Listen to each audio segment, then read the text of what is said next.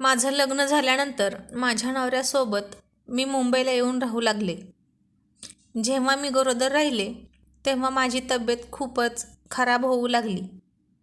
म्हणून मी माझ्या घरी एका 20-21 वर्षाच्या मुक्या मुलीला कामावर ठेवलं. माझा नवरा बऱ्याच वेळा कामात व्यस्त असायचा आणि बऱ्याचशा वेळा तो रात्री देखील घरी येत नव्हता. माझी तब्येत जास्तच खराब होऊ लागल्यामुळे मी त्या मुलीला रात्री देखील माझ्याजवळ ठेवून घ्यायचे. एक दिवस मी त्या मुलीला आणि माझ्या नवऱ्याला विचित्र अवस्थेत बघितलं. तेव्हा मी खूप घाबरले आणि माझ्या तळपायाची आग मस्तकात गेली. माझे सर्व अंग रागाने थरथर कापत होतं. त्याला कारणही तसंच होतं. जेव्हा माझ्यासमोर त्या मुलीचं सत्य आलं तसं माझ्या अंगावर काटाच उभा राहिला. माझं नाव मानसी आहे. माझ्या नवऱ्याचं नाव अजिंक्य आहे. अजिंक्य हा एका मल्टीनॅशनल कंपनीत काम करत होता. मी एका शहरातच लहानाची मोठी झाले होते आणि माझ्या आईवडिलांची एकुलती एक असल्यामुळे मी खूप लाडकी होते. अजिंक्यची आत्या आमच्या शेजारीच राहत होती. त्यांनीच माझ्यासाठी अजिंक्यचं स्थळ आणलं होतं. माझ्या नवऱ्याचा जॉब हा इथेच पुण्यात होता आणि त्याच्या आईवडिलांचा एका अपघातात मृत्यू झाला होता. अजिंक्यचे आईवडील गेल्यानंतर त्याच्या आत्यानेच त्याचा सांभाळ केला. जेव्हा अजिंक्यचे स्थळ माझ्यासाठी आले तेव्हा माझ्या आईवडिलांनी त्याला लगेच पसंत केलं आणि आमचं लग्न धूमधडाक्यात झालं. लग्नानंतरच एका आठवड्यात मी अजिंक्यसोबत पुण्याला आले. अजिंक्य हा एक अपार्टमेंटमध्ये 7व्या मजल्यावर राहत होता. पण आता त्याचं प्रमोशन झालं आणि आम्हाला मुंबईला जावं लागलं. आम्ही मुंबईला शिफ्ट झालो आणि एका अपार्टमेंटमध्ये आम्ही फ्लॅट घेतला. अपार्टमेंटमध्ये आल्यावर आम्ही आमचा फ्लॅट खूप छान प्रकारे सजवला. अजिंक्य माझ्यावर खूप प्रेम करत होता आणि माझी काळजी देखील घेत होता. तो मनाने एकदम निर्मळ होता. कुठल्याही प्रकारचे हेवेदावे त्याच्या मनात नसायचे. त्याच्यासारखा जोडीदार मिळाल्यामुळे मी खूप खुश होते. 2-3 महिने असेच हसत खेळत निघून गेले. काही दिवसातच मी प्रेग्नेंट असल्याची बातमी अजिंक्यला सांगितली. ते ऐकून त्याला देखील खूप आनंद झाला. आमच्या संसारवेलीवर आता एक फूल उमलणार होते. आता माझा नवरा माझी जास्तच काळजी घेऊ लागला होता. त्याच दरम्यान अजिंक्यला कामाची जबाबदारी वाढल्यामुळे बाहेरगावी जावे लागणार होते. प्रमोशनसोबतच त्याच्या कामाची जबाबदारीसुद्धा वाढली. त्यामुळे तो कामात व्यस्त राहू लागला. मी दिवसभर काम करून जरा जास्तच थकत होते. म्हणून आम्ही कामासाठी एक बाई ठेवण्याचा निर्णय घेतला. मुंबईसारख्या मोठ्या शहरात पटकन कोणी कोणाशी ओळख करत नाही आणि एकमेकांवरती पटकन विश्वासही ठेवत नाहीत. मोठ्या शहरात राहत असल्यामुळे माझीही जास्त कोणाशी ओळख नव्हती. तिथे शेजारी देखील माझ्या ओळखीचे नव्हते. म्हणून आम्ही आमच्या बिल्डिंगच्या सिक्युरिटी गार्डला एक कामवाली बाई शोधण्यासाठी मदत मागितली. अशा मोठ्या शहरांमध्ये कामवाली बाई मिळणे खूप अवघड असते. काही दिवसानंतर त्यांनी एका बाईला आमच्या फ्लॅटवर पाठवून दिलं. तिचं नाव रेखा होतं आणि तिचं वय जवळजवळ 30 वर्ष असेल. मी तिची थोडीफार चौकशी केल्यानंतर मी तिला लगेच कामावर ठेवलं. रेखाने सांगितलं होतं की ती शेजारच्याच बिल्डिंगमध्ये अजून 2-3 काम करते आणि तिला 2 मुलं आहेत आणि माझा नवरा एका बिल्डिंगचा वॉचमॅन म्हणून काम करतो. यापेक्षा जास्त काही जाणून घेण्याची मला अजिबात गरज वाटली नाही. रेखा रोज सकाळी 8 वाजता कामावर येऊन सगळी कामं आटपून जवळजवळ 10 वाजता निघून जायची. जेव्हा ती कामावर यायची तेव्हा अजिंक्यची सुद्धा ऑफिसला जाण्याची वेळ व्हायची. म्हणून मी बहुतेक वेळा अजिंक्यसाठी नाश्ता आणि टिफिन तयार करण्यामध्ये व्यस्त असायची. हळूहळू रेखा एखाद्या घरातील सदस्याप्रमाणे रमली. ती मला माझ्या छोट्या मोठ्या कामात देखील मदत करू लागली. आता नेहमीच्या मॉर्निंग सिकनेसमुळे मला मळमळ व्हायची आणि त्यामुळे जेवण बनवणे माझ्यासाठी अवघड गोष्टच होत चालली होती. मला डोहाळे लागले होते. रेखा माझ्यासाठी कधी बोरे तर कधी चिंचा घेऊन यायची. मला तिचा फार आधार वाटायचा. माझे हाल बघून एक दिवस रेखा मला म्हणाली, मॅडम, माझी एक लग्न न झालेली छोटी बहीण आहे. बिचारी मुकी आणि बहिरी आहे, म्हणून तिचं लग्न कुठे जमत नाही. जर तुमची काही हरकत नसेल तर तुमची डिलिव्हरी होईपर्यंत तिला जेवण बनवण्यासाठी आणि इतर कामासाठी ठेवूयात का? तुम्हाला जो योग्य वाटेल तसा तिला पगार द्या. मी तिला सकाळीच माझ्यासोबत घेऊन येत जाईन आणि संध्याकाळी घेऊन परत जाईन. मला आणि अजिंक्यला तिचं म्हणणं पटलं, म्हणून आम्ही तिला होकार दिला. दुसऱ्या दिवशी रेखा आपल्यासोबत 22-23 वर्षाच्या मुलीला घेऊन आली. तिचे नाव सुरेखा होतं. सुरेखा दिसायला फार सुंदर होती.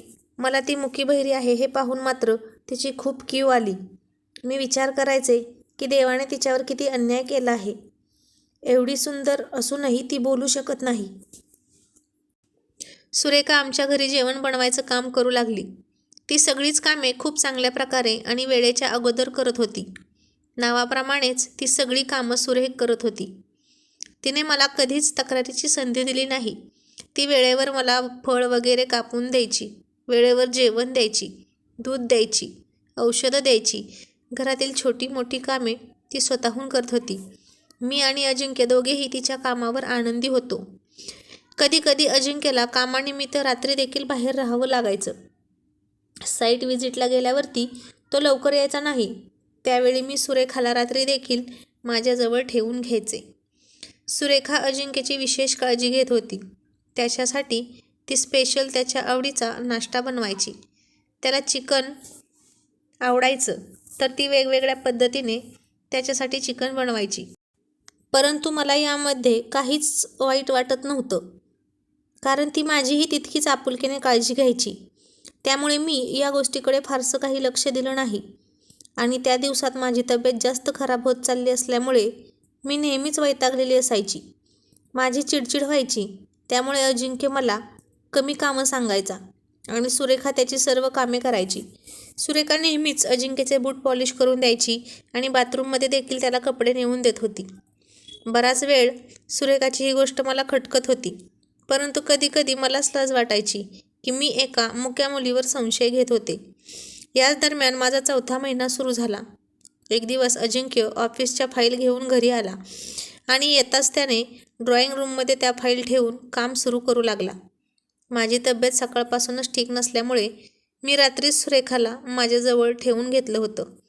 मी जेवण करून रूममध्ये आराम करू लागले आणि अजिंक्य आपलं काम करण्यात मग्न होता. मी आणि सुरेखा झोपी गेलो. अचानक रात्रीच्या 1 वाजता काहीतरी आवाज आल्यामुळे मला जाग आली. अजिंक्य बेडवर नव्हता. त्याचा मोठ्याने बोलण्याचा आवाज येत होता.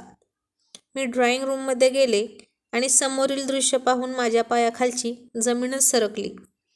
सुरेखा कसाबसा उठण्याचा प्रयत्न करत होती. तिचे केस विस्कटलेले होते आणि तिचे कपडे अस्ताव्यस्त झाले होते आणि बऱ्याच ठिकाणी फाटलेले सुद्धा होते. मला बघून अजिंक्य पण घाबरला. त्याला आश्चर्याचा धक्का बसला आणि तो त्याची बाजू मांडण्याचा प्रयत्न करू लागला. तो म्हणाला की, मानसी, मी काहीच केलं नाही. ही अचानक येऊन माझ्या गळ्यात पडली, मला चिकटली. जेव्हा मी तिला मागे ढकलून दिले तेव्हा तिने स्वतःहून आपले कपडे फाडायला सुरुवात केली. सुरेखा मोठ्याने रडत होती आणि ती माझ्या गळ्यात येऊन पडली. तिचे हाल बघून माझा चेहरा रागाने लाल झाला होता. माझ्या अंगातील एक स्त्री जागी झाली होती. मी अजिंक्यला रागानेच म्हणाले, मला तुमच्याकडून ही अपेक्षा कधीच नव्हती की तुम्ही एवढं खालच्या थराला जाऊन असं काम करचाल. त्यावर अजिंक्य म्हणाला, मानसी, हे सर्व खोटे आहे. मी खरं सांगत आहे. मी काहीच केलं नाही. अजिंक्य स्वतःला निर्दोष सिद्ध करण्याचा प्रयत्न करत होता. मी मात्र त्याचं बोलणं ऐकून न घेता सुरेखाला माझ्या बेडरूममध्ये घेऊन गेले आणि तिला पाणी पाजून शांत केले. मी तिला हात जोडतच म्हणाले, सुरेखा, मला माफ कर. मी मनातल्या मनातच स्वतःला या गोष्टीसाठी जबाबदार धरत होते, कारण माझ्या सांगण्यावरून आणि माझ्यावर विश्वास ठेवूनच सुरेखा रात्री इथे थांबली होती. मी सुरेखाला रात्री माझ्या शेजारी झोपवलं. दुसऱ्या दिवशी सकाळीच रेखा येताच सुरेखाने रडत रडत इशाऱ्याने सर्व काही सांगून टाकलं. सुरेखाचे हाल बघून रेखाने मोठा गोंधळ घातला होता. तिने आमच्या समोरच पोलिसांना फोन केला मी आणि अजिंक्यने तिला थांबवण्याचा खूप प्रयत्न केला. तेव्हा ती म्हणाली की, काय मॅडम, तुम्ही पण तुमच्या नवऱ्याला वाचवण्याचा प्रयत्न करत आहात का? सुरेखाच्या जागी जर तुमची बहीण असती तर तुम्ही काय केलं असतं? हेच केलं असतं का? 10 मिनिटातच पोलिसांची वर्दी घातलेला एक माणूस आमच्या घरी आला. अजिंक्य पोलिसांना आणि रेखाला आपण निर्दोष असल्याचं सांगत होता, परंतु दोघांनीही त्याचं म्हणणं ऐकलं नाही. मी डोक्याला हात लावून तिथे सोफ्यावर गुपचूप बसले होते. पोलिसांनी अजिंक्यला पोलीस स्टेशनमध्ये येण्यास सांगितलं. अजिंक्य मात्र खूप घाबरला होता. तो पोलिसांना विनंती करत होता.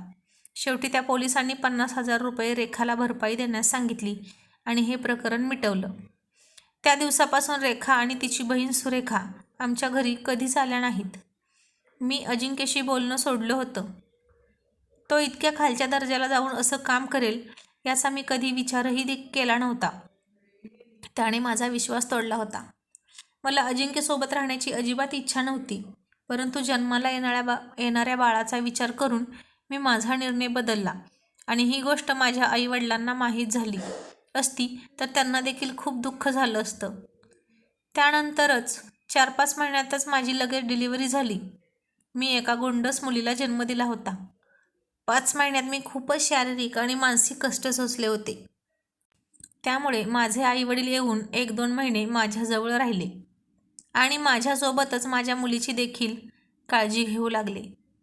अजिंक्य देखील माझी खूप काळजी घेत होता, परंतु सुरेखासोबत त्याने जे काही केलं होतं ते मी कधीच विसरू शकत नव्हते. मी त्याच्याशी तुटक वागत होते. 2 महिन्यानंतर माझी तब्येत जरा ठीक झाल्यानंतर मी डॉक्टरांच्या सल्ल्याने पार्कमध्ये फिरण्यासाठी जाऊ लागले. तिथेच माझी ओळख माझ्या शाळेतील मैत्रीण अनितासोबत झाली. एक दिवस बोलता बोलता तिने मला सांगितले की मी घरकामासाठी एक मुलगी ठेवली आहे. बिचारी मुकी आहे. आता मात्र माझ्या छातीचे ठोके वाढले होते. मी तिला घाबरतच विचारलं, काय नाव आहे तिचं? त्यावर अनिता म्हणाली, सुरेखा. बिचारी बोलू शकत नाही. माझ्या बाईची बहीण आहे. तिचे हे बोलणं ऐकून मला भीती वाटू लागली.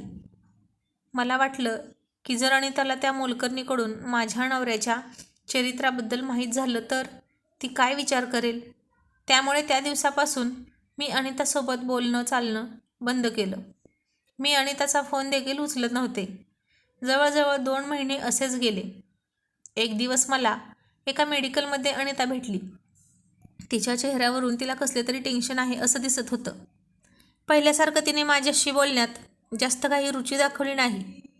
औपचारिकता म्हणून ती 1-2 शब्द बोलली आणि निघून गेली. 2 दिवसानंतर अनिता मला पुन्हा पार्कमध्ये भेटली. तिच्या चेहऱ्याकडे बघून ती खूपच नाराज आणि आजारी वाटत होती. सुरुवातीला तर मी तिच्याशी बोलणं टाळत होते, परंतु अनिताची अशी परिस्थिती बघून मला त्याचं कारण विचारल्याशिवाय राहावलं नाही. सुरुवातीला तर अनिताने मला काही सांगितलं नाही, परंतु मी खूप जबरदस्ती केल्यावर ती माझ्या गळ्यात पडून रडू लागली आणि तिने घडलेली सर्व हकीकत सांगितली. आणि तिचं बोलणं ऐकून मला आश्चर्याचा फार मोठा धक्का बसला आणि तिने जे काही सांगितलं होतं ते तंतोतंत तर माझ्या कहाणीशी जुळत होतं. तिच्या मोबाईलमध्ये सुरेखाचा फोटो होता. तिने तो मला दाखवला. आता हळूहळू माझ्या सर्व गोष्टी लक्षात येत होत्या आणि तिचे सर्व बोलणं ऐकून घेतल्यानंतर मी देखील तिला माझी सर्व हकीकत सांगितली. माझं ते बोलणं ऐकून तिला देखील फार आश्चर्य वाटलं होतं. आमच्या दोघींसोबतही एकसारखीच घटना कशी काय होऊ शकत होती. मी आणि त्याला हे देखील सांगितले की मला खूप लाज वाटत असल्यामुळे मी तुला ही गोष्ट सांगू शकली नाही. जर मी तुला अगोदरच सर्व सांगितलं असतं तर बरं झालं असतं. तुझ्यासोबत असं काही झालं नसतं. परंतु ज्या गोष्टी झाल्या होत्या त्याला कोणी टाळू शकत नव्हतं आणि तिच्यासोबत देखील तीच वाईट घटना घडली होती. आता रेखा आणि सुरेखाचं सत्य आमच्यासमोर आलं होतं. आता मात्र आमच्या दोघींच्याही रागाचा पारा चढला होता. आमच्यासोबत खूप मोठा खेळ खेळला गेला होता. तेव्हा आम्ही दोघींनी निर्णय घेतला की आम्ही रेखा आणि सुरेखाचं सत्य काय आहे हे जाणून घेणार आहोत. आता आम्ही दोघीही रेखाबद्दल माहिती गोळा करू लागलो आणि लवकरच आमच्या हातात खूप सारी माहिती लागली.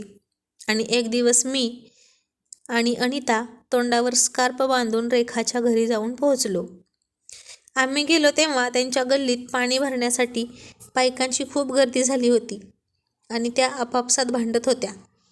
एक बाई म्हणत होती, तुम्ही दोघी बहिणी स्वतःला काय समजता? जेव्हा बघावं तेव्हा भांडत असतात आणि सगळ्यात अगोदर पाणी भरून निघून जातात. त्यावर दुसऱ्या बाईचा आवाज आला, खबरदार, जर कोणी पुढं आलं तर. माझ्या एवढे वाईट कोणीच नाही. मी एकीच्या झिंज्या उपटीन. अशा प्रकारे ती बोलत होती. मी आणि अनिता तिथेच उभे राहून त्या बायकाची भांडणे बघत होतो. ज्या दिशेने आवाज येत होता तिकडे आमच्या दोघींची नजर गेली आणि आम्हाला आश्चर्याचा धक्का बसला. ती बाई दुसरी तिसरी कोणी नसून सुरेखा होती. सुरेखाला असं फाडफाड बोलताना बघून आमच्या पायाखालची जमीन सरकली. म्हणजे ही मुकी नाही, ही तर इतर बायकांशी भांडत होती. याचाच अर्थ त्या दोघी बहिणींनी मिळून हा सर्व प्लॅन केला होता. अनिताचा चेहरा आता रागाने लाल झाला होता. त्यावर मी म्हणाले, त्या दोघींनी आपल्याला लुटलं तर आहेच, परंतु आपल्या संसारात देखील आग लावली आहे. त्यासाठी आपण त्यांना कधीच माफ करू शकणार नाही. त्यांनी आपल्या नजरेत आपल्या नवऱ्यांना खाली दाखवलं आहे. अजूनपर्यंत मी अजिंक्यला या गोष्टीसाठी माफ केलं नाही. अजूनही आम्ही दोघे वेगवेगळ्या रूममध्ये झोपत आहोत. लग्नानंतर मी किती खुश होते. मला हवा तसा नवरा मिळाला होता, परंतु या दोघींनी माझ्या संसाराला सुरुंग लावला होता.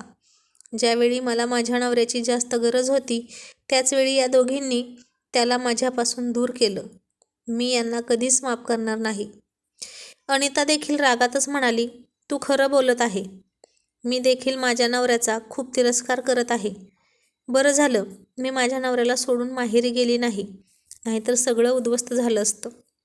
आपण यांना धडा शिकवायला हवा, पण कसं काय ते समजत नाही. त्यावर मी म्हणाले, चल आपण यांना पोलिसांच्या ताब्यात देऊया. त्यावर अनिता माझा हात पकडत म्हणाली, अगोदर आपण त्यांच्याविरुद्ध पुरावे गोळा करूया आणि पुराव्याशिवाय आपण काहीच करू शकत नाही. जर आपण डायरेक्ट पोलीस स्टेशनमध्ये यांची तक्रार केली तर त्या सरळ सरळ खोटं बोलतील की आपण त्यांच्यावर खोटा आरोप लावला आहे म्हणून, आणि उलट आपल्या नवऱ्यांनाच या बदनाम करतील आणि प्रकरणात आणखीन अडकवतील. तशा त्या फारच हुशार आहेत आणि ही गोष्ट जर सगळीकडे माहीत झाली तर आपल्या नवऱ्यांची आणखीन किती बदनामी होईल याचा विचार कर. आपण घरी जाऊन काहीतरी विचार करूयात. मला तिचं म्हणणं पटलं आणि आम्ही दोघी घरी आलो. घरी येऊन आम्ही दोघींनीही नवऱ्यांना सर्व हकीकत सांगितली आणि त्यांची माफी मागितली. त्या दोघींनाही या गोष्टीचं समाधान होतं की आमच्या मनात त्यांच्याबद्दल जो गैरसमज होता तो दूर झालेला होता. अनिता आणि तिचा नवरा आमच्या घरी आल्या आणि आम्ही निर्णय घेतला की आपण पोलिसांच्या मदतीने त्या दोघींना पकडूयात. त्यानंतर आम्ही चौघेही पोलीस स्टेशनमध्ये गेलो आणि पोलिसांना सर्व हकीकत सांगितली. पोलिसांनी सर्वात अगोदर ही माहिती काढली की त्या दोघी सध्या कुठे काम करत आहेत आणि आतापर्यंत त्यांनी कुठे कुठे काम केलं आहे, कोणाकोणाला फसवले आहे. तपास काढल्यानंतर पोलिसांना कळालं की त्या दुसऱ्या शहरात शिफ्ट झालेल्या पवारांच्या तिथे काम करतात. पोलिसांनी त्यांना हाताशी घेऊन त्या दोन बहिणींचे भांडं फोडण्याची योजना केली. जेव्हा त्या पवार जोडीला त्यांचं सत्य माहीत झालं तेव्हा त्यांना आश्चर्याचा धक्का बसला. ते दोघे खूपच घाबरले होते आणि त्या दोघींना कामावरून काढण्याचा विचार करत होते, परंतु पोलिसांनी त्यांना असं करण्यास नकार दिला आणि पोलिसांना सहकार्य करण्यास सांगितले. पोलिसांनी खूप आग्रह केल्यानंतर त्या जोडीने ती गोष्ट मान्य केली आणि आपल्या घरात CCTV कॅमेरा लावला. आता सगळेजण त्या दोन बहिणींच्या पुढील प्लॅनची वाट बघत होते. काही दिवसानंतर रेखा आणि सुरेखाने तिथे पण तेच नाटक केलं. ती स्वतःचे कपडे फाडत होती. हे पाहून आम्हाला तर फारच धक्का बसला. त्या कॅमेऱ्यामध्ये त्यांचं सर्व नाटक कैद झालं आणि जो माणूस पोलिसांच्या वर्दीत आला होता आणि पैसे देऊन प्रकरण मिटवण्यास सांगत होता तो दुसरा तिसरा कोणी नसून रेखाचा दारुडा नवरा होता. तो सुरुवातीला त्या जोडप्याला पोलीस स्टेशनमध्ये घेऊन जाईल असे धमकावत होता आणि नंतर पैसे घेऊन हे प्रकरण मिटवत होता. पोलिसांना पुरावा मिळाला असताना त्या तिघांनाही अटक केली आणि त्यांनी जी रक्कम वसूल केली होती ती देखील त्यांच्याकडून घेतली. त्या तिघांनाही लोकांना फसवून पैसे घेतल्याच्या गुन्ह्यामध्ये जेलची हवा खावी लागली होती. मी देवाचे आभार मानत होते की त्याने माझा संसार तुटण्यापासून वाचवला होता. आता मी माझ्या आयुष्यात कधीच अजिंक्यवर अविश्वास दाखवणार नव्हते. मी माझ्या सर्व मैत्रिणींना सांगू इच्छिते की आपल्या जोडीदारावर आपला ठाम विश्वास असायला हवा. जेव्हा असे काही स्त्री-पुरुषांच्या लफड्याची प्रकरणं घडतात जिथे फक्त पुरुषाला दोषी ठरवलं जातं, तर कधी कधी दिसतं तसं नसतं. परिस्थिती त्याच्या उलटही असू शकते. नेहमीच पुरुषच चुकीचा नसतो, तर समोरची स्त्रीसुद्धा चुकीचं वागलेली असते. परंतु समाज फक्त पुरुषांनाच याबाबत दोषी धरतो. तेव्हा पूर्ण शहानिशा करूनच चूक कोण आणि बरोबर कोण हे आपण पाहायला हवं. मित्रांनो, आशा करते की तुम्हाला ही कथा आवडली असेल. कथा आवडल्यास व्हिडिओला लाईक करा, शेअर करा आणि आपल्या कमेंट्स लिहा. आणि अशाच नवीन कथा ऐकण्यासाठी आपल्या चॅनलला आत्ताच सबस्क्राईब करा. धन्यवाद.